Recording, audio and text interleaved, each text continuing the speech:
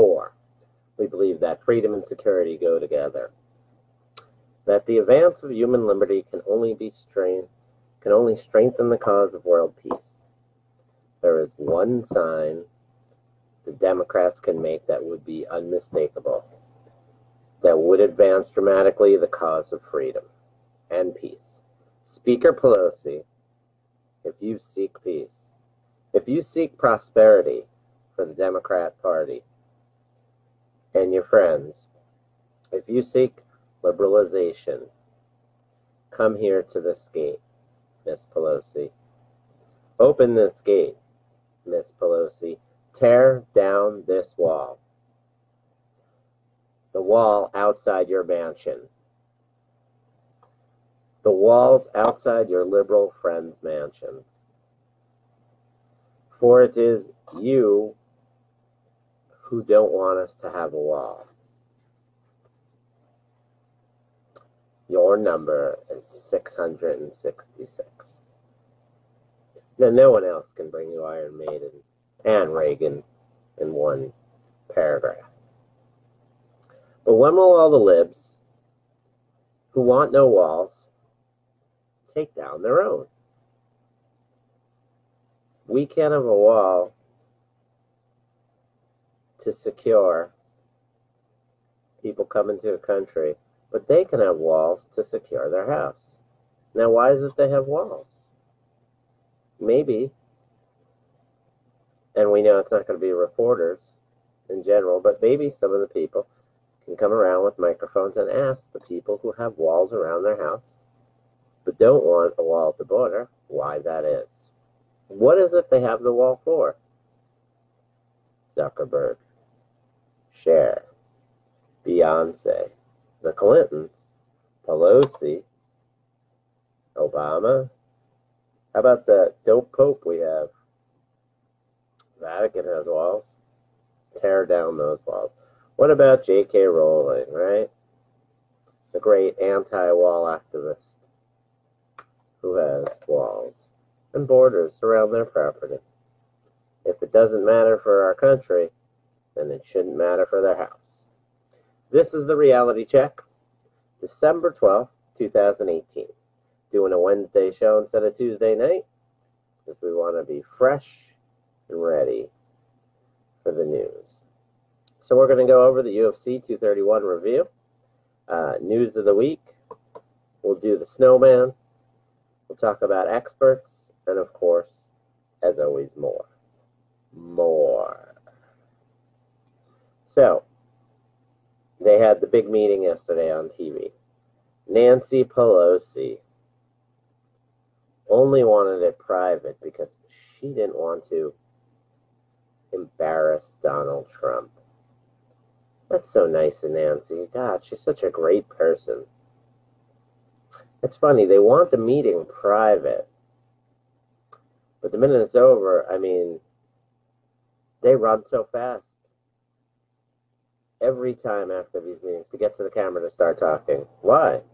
What's to talk about? If you have no agreement, there's nothing to talk about. Why do we have to run so quick to the cameras?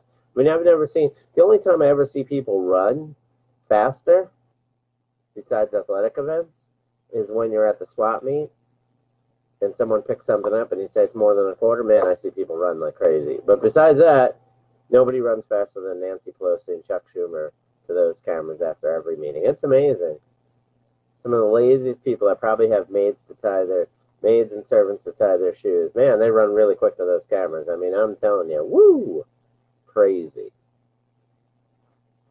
So, here's a little story,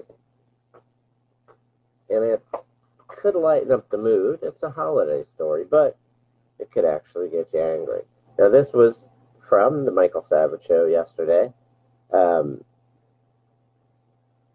You know, before we get back to the quacks at the meeting and all that nonsense, we'll talk about this little story here. So, holiday story, of course, or at least the winter time of the season in most areas. It's been snowing all night, so at 8 a.m., I made a snowman. At 8:10, a feminist passed by and asked me Why didn't make a snow woman? So at 8:15, I made a snow woman. At 8:17, my feminist neighbor complained about the snow woman's voluptuous chest, saying it was objectifying snow women everywhere. 8:20 came around, and the gay couple living nearby threw a hissy fit and moaned it should have been 2 snowmen instead. 8:22, the transgender person asked why I didn't just make one snow person with detachable parts. And then it's 8:25. The vegans at the end of the lane complained about the carrot noses, as veggies are food, and they're not to decorate snow figures with. 8:28, I'm being called a racist because the snow couple's white. 8:31, the Muslim fella across the road demands the snow woman must wear a burqa. 8:40, there's 1, 2, 3 police cars arrived saying someone has been offended. 8:42, the feminist neighbor complained against the broomstick of the snow woman needs to be removed because it depicts a woman in the domestic role. 8:43, a council of equalities officer arrived and threatened me with prosecution. 8:45, TV news crews show up, and I'm asked if I know the difference between snowmen and snow women. I reply, snowballs, and I'm called sexist. An hour in, it's 9 o'clock, and I'm on the news as a suspected terrorist, a pervert, a racist, homophobic, sensibility offender, bent on stirring up trouble during difficult weather. 9:10, I'm asked if I have any accomplices. My children are taken away to social service, or by social services, I should say. Here we are, almost an hour and a half, it's 9:29, and far-left protesters, offended by everything, are marching down the street, demanding for me to be beheaded. The moral of the story is, there is no moral to this story. It's just the world we live in today. And there's your Hollywood story. So, it could lighten it up for you, or it could make you more mad, because it's unfortunately the reality of the days. So, back to the meeting they had yesterday, right? The border wall. Now, you always hear about experts. Schumer, expert says. That's what Schumer said. Experts say the border wall won't do anything. Experts, okay, yeah. Like, I don't know. I wish that I was in these positions to debate these people on national TV, because I would definitely say it like it is. Okay, people that you pay to find conclusions that you tell them about, they are not experts.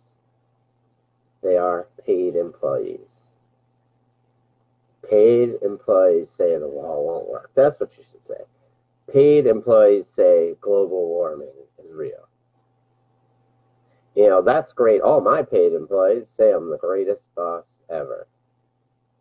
You truly find out that liberalism is a mental disorder. Everything that they tell you is either the opposite or covering up a projection. Experts say, yeah. They're not experts because you pay them. I'm telling you.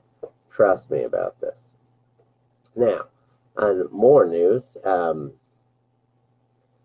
unbelievable. So campus reform, they do a lot of work, and they're probably one of the biggest leaders and viewpoints from colleges and stuff. They go and interview kids and whatnot. So they were on site at, it's called SCAD, the Savannah College of Art and Design. And there's a building there that's named after Justice Clarence Thomas. So there's a petition to change the name. They want to change the name, get his name off the building. Of course, you know. How horrible. All the horrible crimes that he's never committed. So, you got all these people agreeing. They were interviewed, do you want it? Would you sign the petition to get his name off the bill? Yes, yes, of course. Oh, absolutely. I'll sign it. So then the answers that these people give are absolutely sad. If this was a Saturday Night Live skit, it would be real funny. But unfortunately, these are people that are supposed to be our future. Going to college, higher education, as they used to say. This is higher education? I don't think so. So, yeah, the first is, remember, what they're answering is now that you said you'd sign the petition, why do you want Clarence Thomas's name off the building? What did he do to get this reaction from you? I don't know. Maybe I'll have to get back to you. I mean, you'd think you'd get at least something. Then it's, oh, I read a Facebook petition about it. No expansion on that. No, okay, well, what in the Facebook petition? Nope, that's it. So it was on Facebook. I'm going to have to agree. Then we had the genius of the class, and I know we should save this one to last, but it was just kind of the order it was in, so we'll just... So he's saying, why should Clarence Thomas's name not be on this building? Even though he grew up here and, we're showing some respect. So the answer is, he's a historical figure, and so was Hitler. So, okay. Firstly, I wouldn't say Clarence Thomas is a historical figure. I don't know. I mean, he is, a Supreme Court justice, but I don't know. Historical might be a bit much. Historical, like George Washington, Abraham Lincoln. I mean, I don't know. Eventually, God forbid, when he passed away years after, that's when you kind of look back and are you a historical figure, But to say that, like, if you're going to say Clarence Thomas is a historical figure and so was Hitler, and they both did X, Y, and Z or something, you have to have some expansion on that. But just to say they're both historical figures, I mean, that could be, okay, Barack Obama was a historical figure, and so was Hitler, and so was Gandhi. So what does that mean? Right? Although Barack Obama will be a historical figure one day when it's official, and it won't be in a good way. So anyway, back to our answers here. We got why shouldn't Clarence Thomas's name be on the building? After, of course, we had the last great one, and then the Facebook petition one, and I'll get back to you later. I guess just, you guess just what? Because you're not even guessing, because you have no clue. And then it's, I don't know. Or you get the great one, I don't know anything about him. Wow. I mean, can you imagine if these people were treated the same way? Imagine any of these people showed up for a job, and this is what they got, You go in for, one of these kids apply for a job, and the person is like, I don't really know anything about you. We're not going to hire you. Thanks for coming in. Or the interview said, I'm going to have to get back to you. Pretty absurd. Pretty absurd. But that's what we get here. That's what you get in this thing. So we had the big sentence today for Michael Cohen. He got 3 years. This guy committed so many crimes. He's lucky to get only 3 years, to be honest. It was what, nine charges he had going against him today, and then he tried to blame Trump for his lack of, It's crazy. How come these guys get so long till they go to jail? Like, why don't they get arrested now? Why does this guy have till March to go to jail? And then I don't understand. He has to pay back money. I mean, he made false statements to Congress. It's silly. So this is more of a deal to get him a bigger deal on his other sentences, because his other ones are a lot of fraud. You know, deal with the taxis and stuff, and then he didn't pay taxes and whatnot. It's pretty much, yeah. I mean, that's what it is. Yeah, it's just another lawyer, shady lawyer, and to blame Trump for it's silly. I mean, the whole thing is silly anyway. Trump paid off 2 chicks, you know. Obviously, he didn't want people to know about it. Nothing illegal about that. It happens all the time, and you hear the people so mad about it. I mean, is it good for Trump's moral character? Absolutely not. You know, is he going to be the role models on marriage? Absolutely not. But he paid with his own money, from his own pocket. That's his business. And the girls aren't victims. They all knew he was a married man, and they still, you know, had no problem hooking up. And then they had no problem accepting payment to keep the hookup secret. So they're not victims in any way. None of them were defrauded. And it's funny, though, how many people are so upset about that. And Trump should go to jail for that. Yet the same people had no word when our money, our tax money, was paid out because of sexual harassment or other things, bad behavior, when it came out of our pocket for people in the government. Nobody was that upset. Right? When in Arizona we had politicians who had to pay out money for their bad behavior, they didn't pay it out of their own pocket. We paid for it, and nobody was that upset. That's what you should be mad about when you pay for it.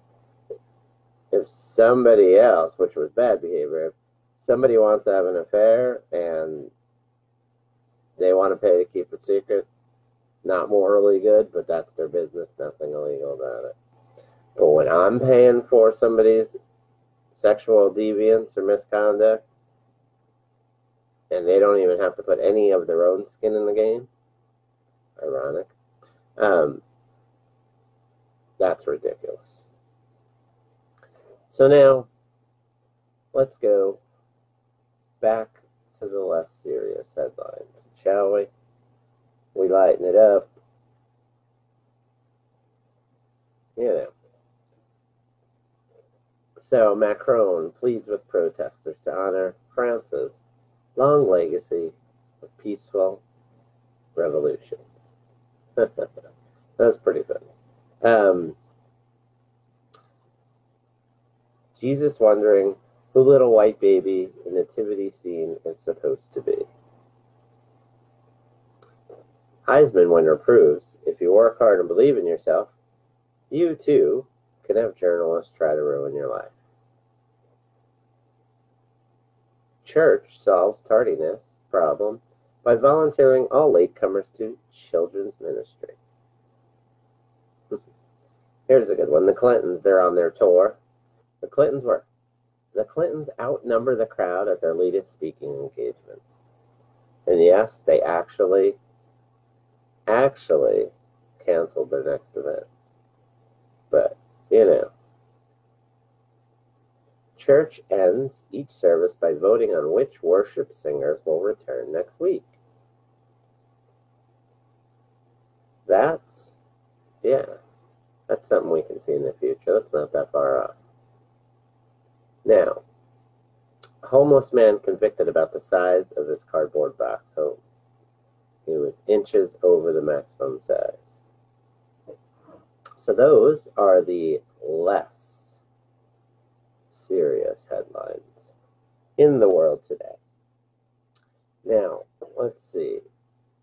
Unfortunately, back to the sad but true side of things. You have migrant groups demanding that Trump either let them in or pay them 50 grand to return around. Unbelievable. But yet, believable, because you see, two of the groups from the Central American migrants who marched to the U.S. consulate in Tijuana had a list of demands, and one group delivered an ultimatum to the Trump administration: either let us in the U.S. or pay them $50,000 each to go home. Among other demands were that deportations be halted and that asylum seekers be prosecuted faster in greater numbers. So the first group of caravan members, which include about 100 migrants, said the 50,000 figure was chosen by the group. It may seem like a lot of money to you, but it's a small sum compared to everything the United States has stolen from Honduras. Now, that's funny. What has the U.S. stolen from Honduras? We actually give them money every year to make their lives better so less people try to abandon their country and come here, which I don't know why we do that. That's their problem, and that's why we need a wall and security on the border to stop that problem and let in the people we choose, not whoever's going to demand that they come in and do whatever they want. So that's what you get here. But it's like anything in life.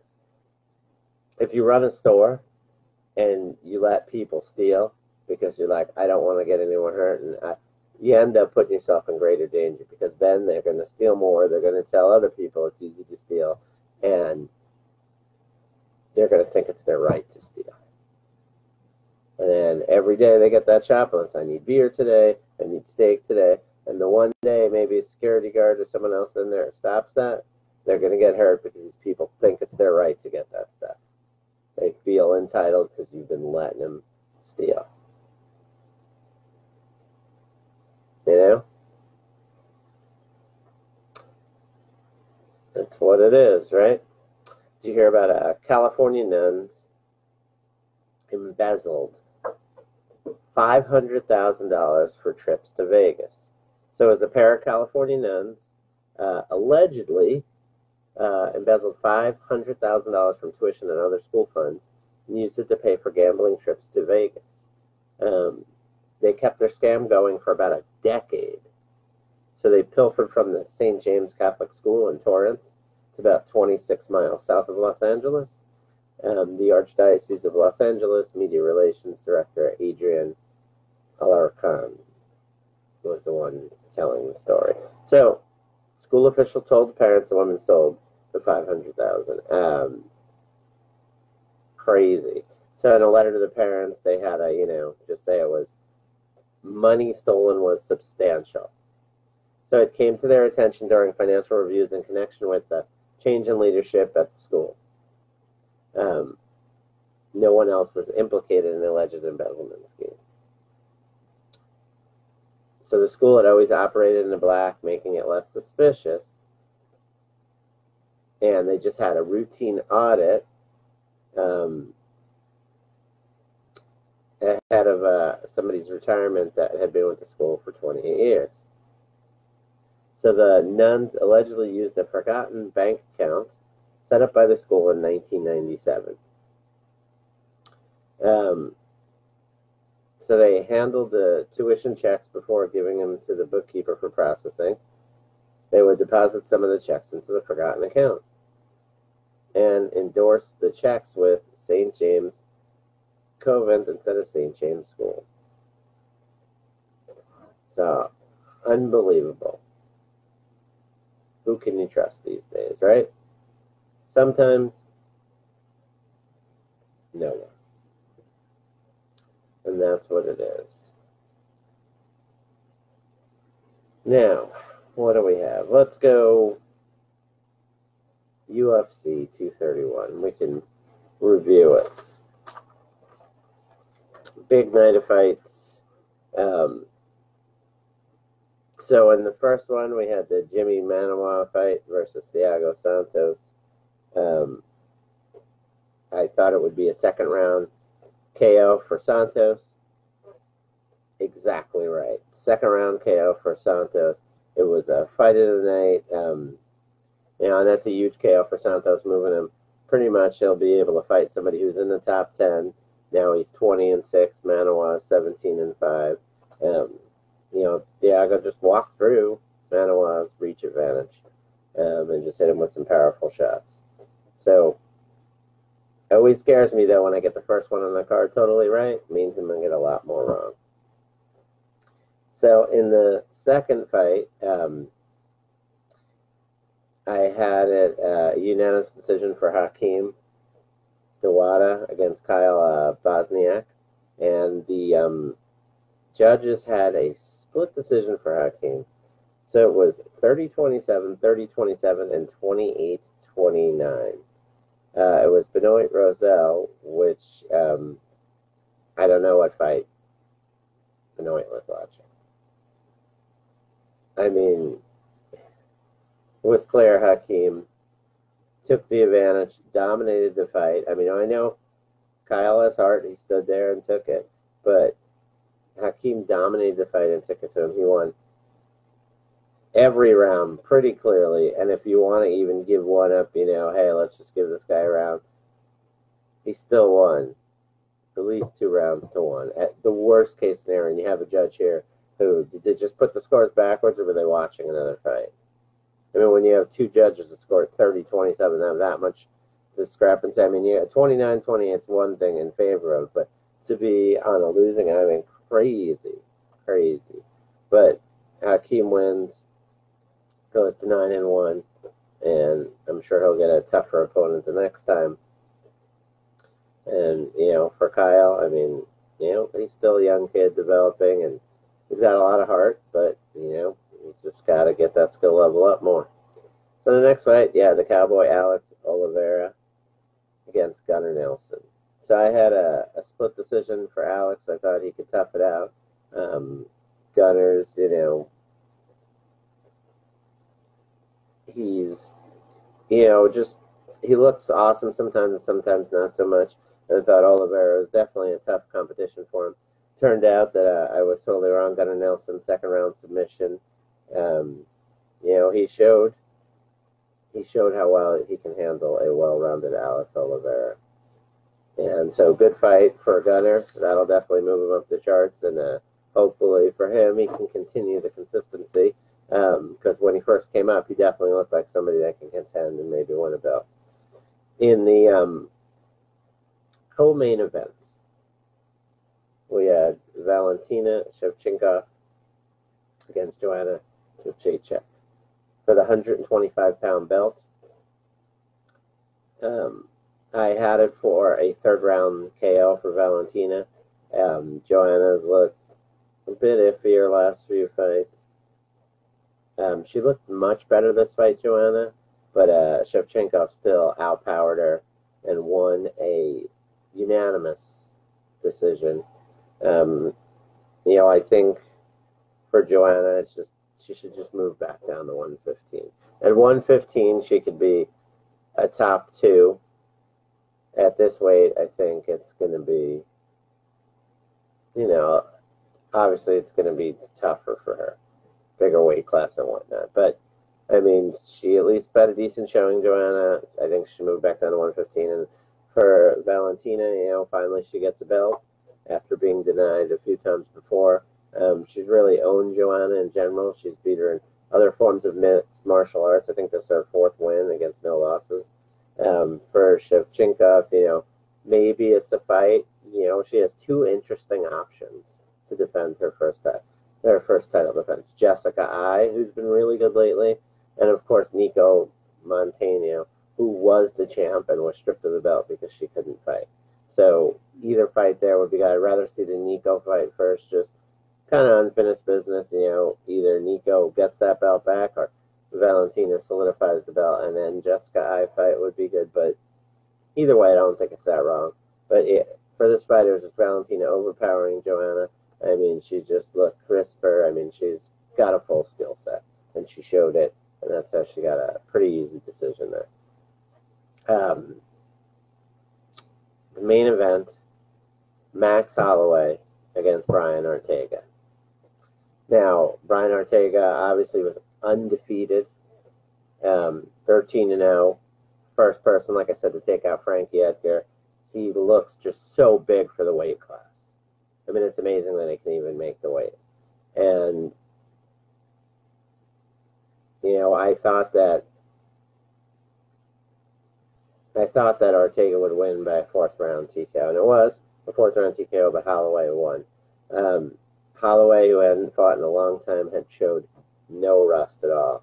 He looked great. He hit Ortega with hard, clean shots. I think he stunned him a bunch of times, and that kind of changed Ortega's whole aura, game plan.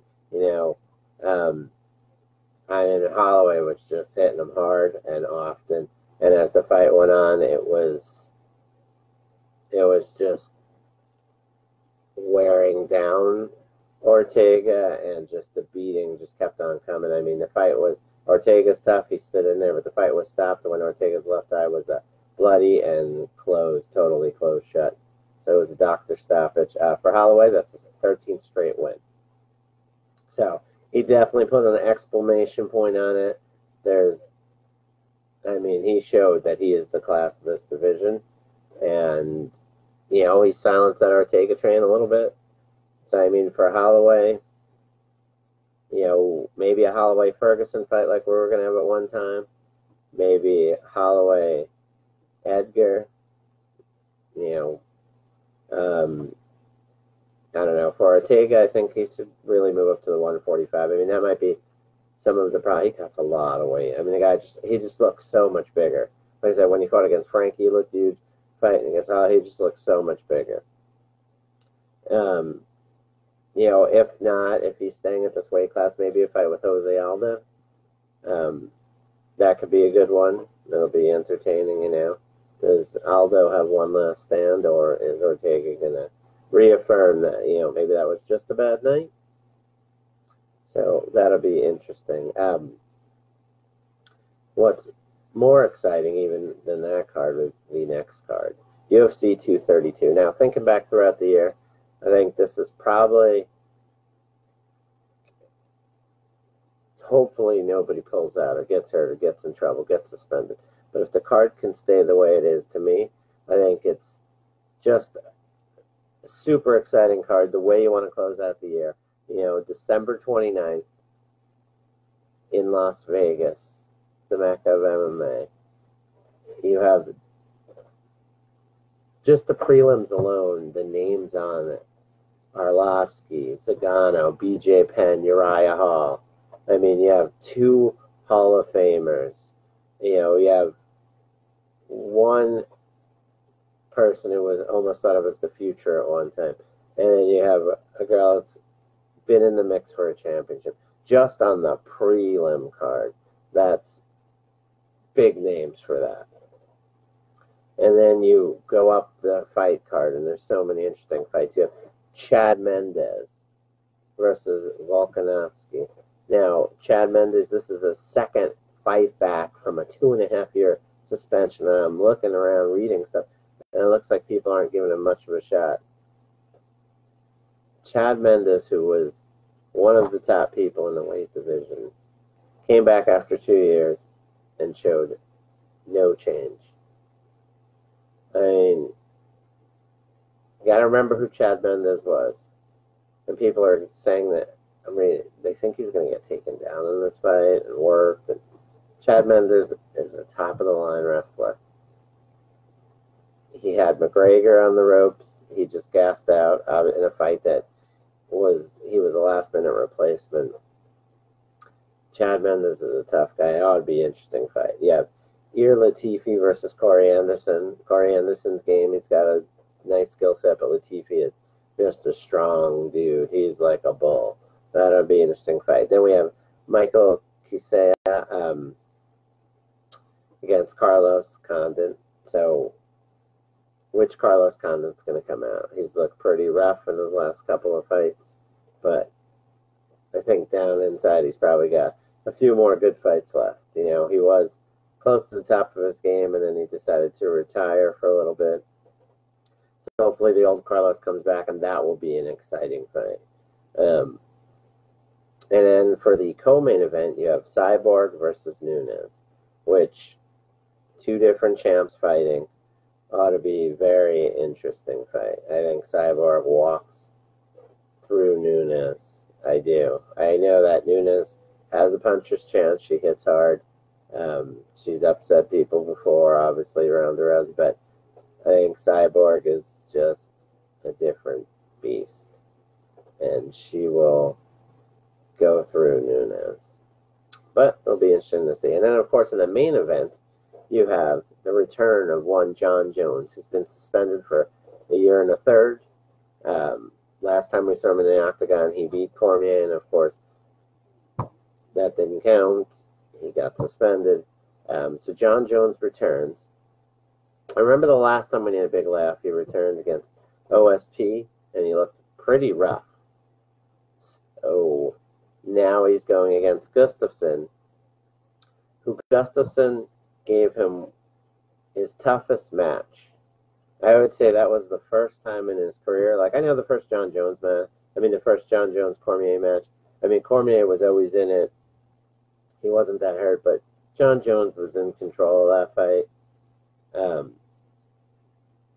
The first fight with Gustafsson and Jones, that was the one going into the 5th round that you didn't know. He started to turn the tide a little bit near the 4th round, but Gustafsson controlled that fight early. And a lot of people say that Gustafsson won the fight. I don't think he did, but Jones pulled that spinning elbow out.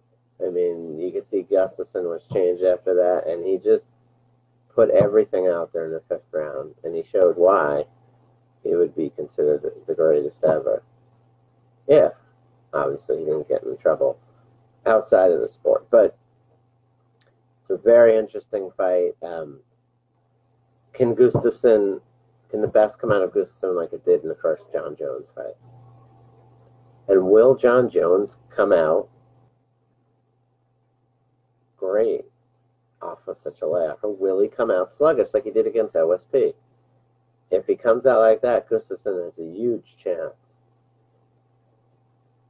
But you never know which John Jones is coming out. He's always chock full of surprises one way or another. So, ought to be an interesting bout. We'll definitely break it down when it gets closer. UFC, plenty of excitement for the rest of the year. So, our other stories in the news this week, we had Comey's testimony, obviously, in the past week. Good old James Comey. The guy who's on top of everything, his lack of memory is amazing. He doesn't really remember who drafted the FBI documents for the Russia probe.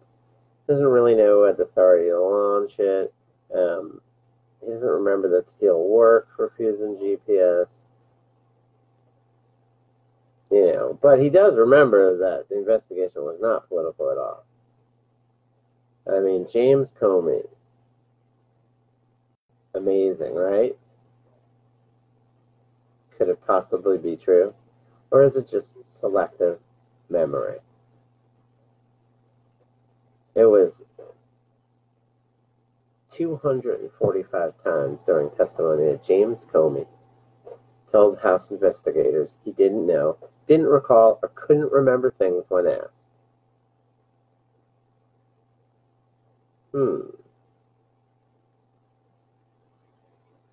He opened investigations on 4 Americans, didn't know who signed off, and didn't know who Christopher Steele was.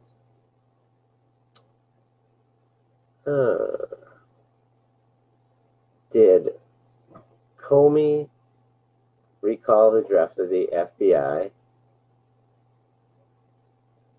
document, late in July 2016 for the Russia investigation? He didn't. So, would he say it was Peter Strzok? He doesn't know one way or another. So, when asked how the FBI launches counterintelligence investigations, like what documents are required, Comey doesn't know for sure because it's open so far below his level. I mean, just somebody who's trying to keep his hands off everything. He's kind of characterizing it like, oh, well, I'm just directing the Bureau. I had nothing to do with this investigation, or I don't really know, other people did that. He's trying to distance himself from this. That's it, Interesting but true.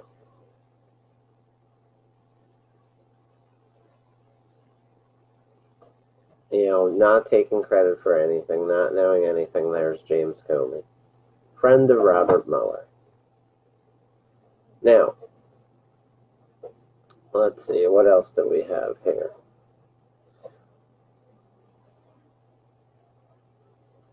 Do you see that Whole Foods ranked worst on cancer-linked packaged chemicals? Isn't that crazy? How about a fireman busted making cannabis oil inside a fire station?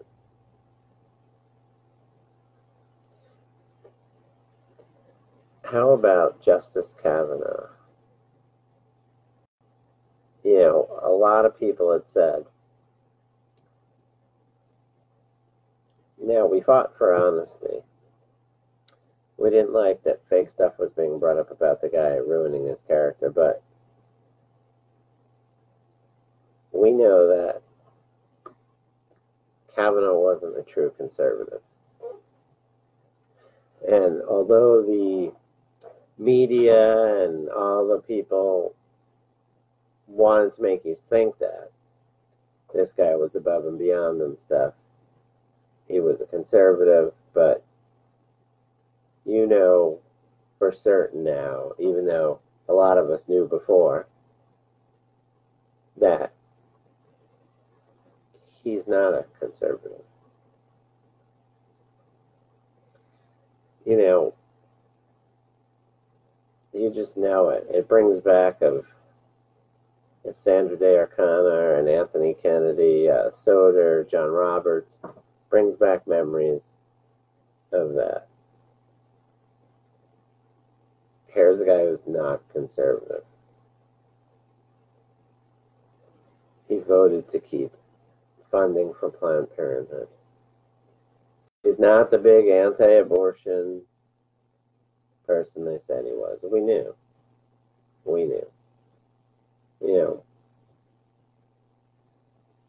Now, how is it a question of today's modern society when we get people saying that we don't have the money to pay for the wall? Say it's $30 billion. But there's ways to fund that. I've heard wall bonds. I've heard let people just make donations on your your taxes when you do them at the end of the year, the refund or whatever, or whatnot. You could check off, take a few bucks out for the wall. There's 1% tax on Western Union. That would be a great idea too. All of them combined would be tremendous ideas. We could fund the wall many times. But regardless of that, we don't have money for the wall, but we have money to pay for all these people's hospital bills. Like the girl who was climbing the wall fell down on our side, and now she's in the Phoenix hospital. We have money for that. We don't have money for the wall, but we have money to pay for congressmen who sexually assault people. We don't have money for the wall, but we have money to give to Iran. So it makes no sense when we say we don't have money to the wall. We could fund the wall 10 times over without raising 1 penny in taxes in most of the country. We don't have money for the wall, but yet not having a wall, we let people in with fentanyl and whatnot, and then we have to pay for the treatment when they're addicted to the stuff, or pay for their medical expenses when they're dying from it, or their funerals when they're dead from it. But we don't have money for the wall. That's the nonsense we hear. Yep. That's it. Unreal. Now, Tim Cook, we all know he's a fraud. That's the Apple dude. And in this case, whether the apple falls from the tree or not is not really what it's about. It's a rotten apple. I mean,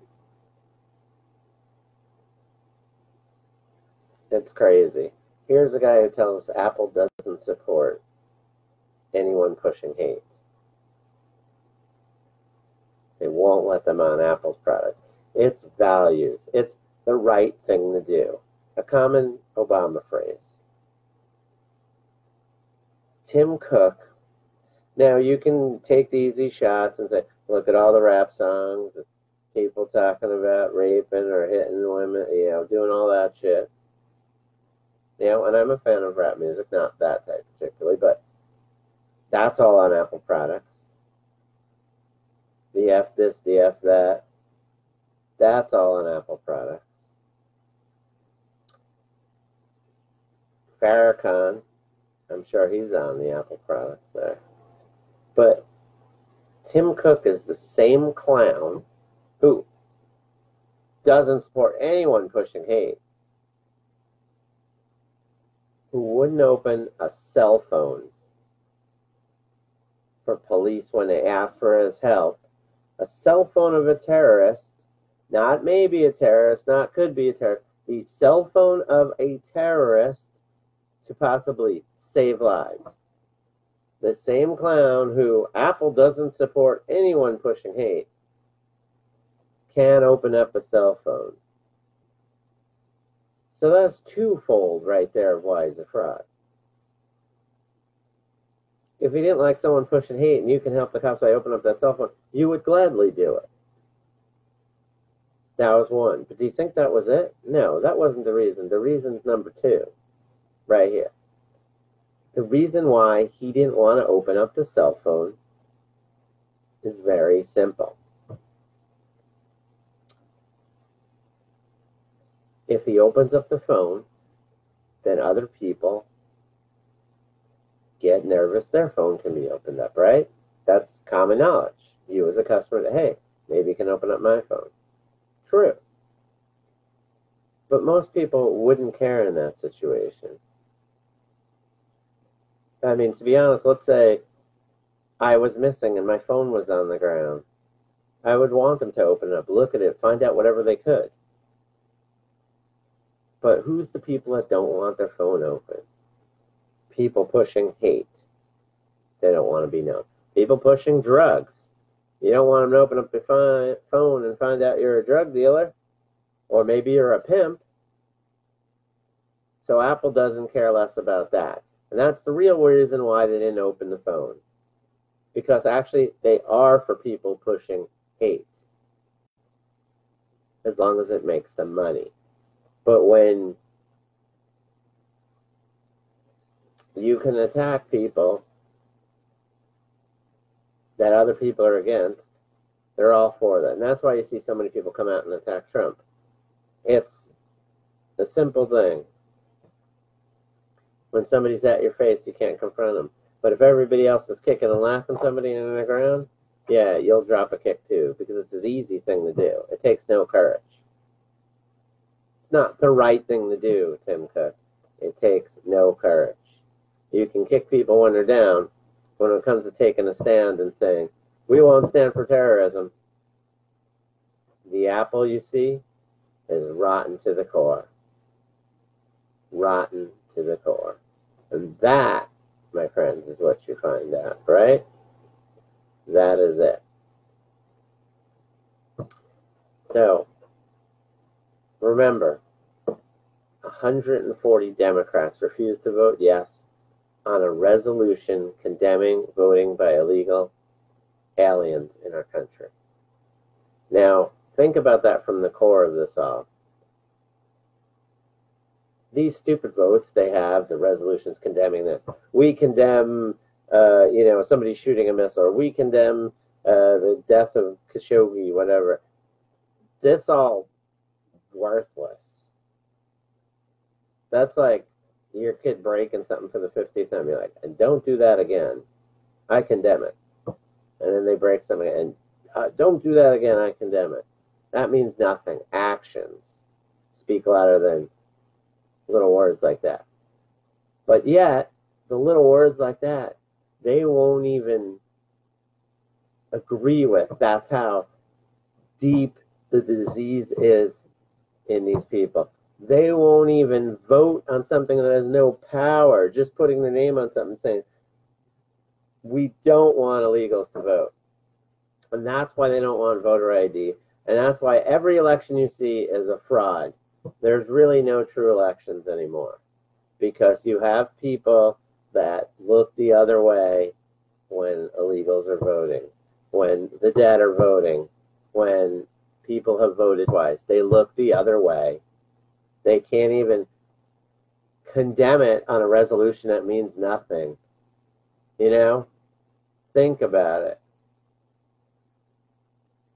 If you can't even address something, you don't think there's a problem. You can't even address it on the middlemost level.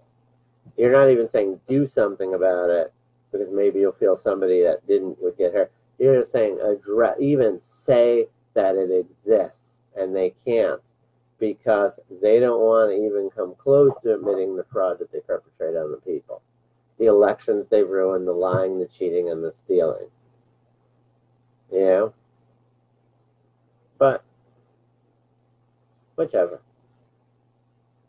Here last week, the trade policy, Peter Navarro said that the U.S. government had taken in $7 billion from the tariffs. Pretty interesting. Huh. Here's one. A little blast from the past. California to accept 500,000 Vietnamese refugees. Then Governor Jerry Brown was telling people to drop dead. Brown, his argument was we can't be looking 5,000 miles away at the same time neglecting people who live here. Then he threatened to block refugee flights into Travis Air Force Base just outside San Fran. Think about that. Interesting, right? The sanctuary area, Governor Jerry Brown did not want any Vietnamese refugees coming in. As you see, only interested in the migration when they need them. The votes for benefits, right?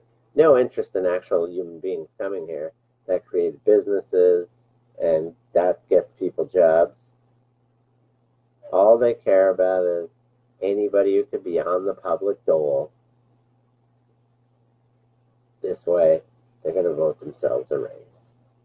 That's what you get from the frauds. It's amazing. And they got away with this for a long time. But now that there's recordings and more media in it, you could play back their own words, and it's the old, don't use my words against me. But that's what it is. Your words will be used against you because you are a fraud. And we know who you are. We know who you are. Hey, remember something? Remember Amber Lyon? She was an award-winning journalist who worked for CNN. Now that's pretty rough to say, award-winning in CNN. But remember, she said that CNN got paid to run fake stories. She was ordered to report herself. She was saying, report fake stories, to not do unfriendly stories that were against the Obama administration, construct stories in specific manners while she worked for CNN. So CNN is paid by foreign and U.S. governments for specific content. I mean, they're basically propaganda stories made to look like news. They were paid pretty much by the government to report some events and not report others. I mean, the Obama administration paid for CNN content. That's something that you should always remember. And sometimes they don't even have to pay. Now, remember another thing, too. You want to talk about election finance violation, and it's jail time, which none of it occurred under Trump. We already know that. And that's the reason why Cohen got the plea today. If they really had some against Trump, you would know that they would hold on to him, his sentencing, till they got good testimony in a live court against Trump. But because they didn't have anything, nothing there. But anyway, if you want to talk about the finance violations and stuff, Obama took a lot of illegal money. He had to pay a $395,000 fine. No big deal, not even reported on the news. How about Bernie Sanders? He took money from foreign governments. He only had to pay a $14,000 fine. No reporting on that. The same Bernie Sanders that's the global warmist, right? He's a non-global warmist denier. Bernie, one of the people who spent almost $300,000 in 3 years. In 3 months. Sorry. 3 years would be bad enough, but in 3 months, this guy spent almost $300,000 on private jets. But, he's against global warming. Another schmendrick, fool, clown. The seltzer man, Bernie Sanders. It is what it is. It might be beginning to look a lot like Christmas. But we got the same rotten apples, as I said. Whether they fall from the tree or not, they're there. The putrid criminal activity, sadly, does not stop for the holidays. Sadly. We wish it would slow down, but it seems like it just keeps on coming. Keeps on coming. From the Apple clown, Tim Cook, to Obama, to the Clintons, to CNN, to James Comey, right? The master of details who takes notes and remembers key interactions. James Comey. Remember when he was talking about his meetings with Trump and his detailed notes, and he knows everything, and he has it right here. That James Comey. Remember, he doesn't know. 156 I don't knows, 72 I don't remembers, and 8 I don't recalls. You can't say you're the master of details when you're like 0 for 200. That, my friends, is another week of the reality check. Tune in next week at our special time, which is still undecided. Enjoy, have a safe week, and thank you for your support.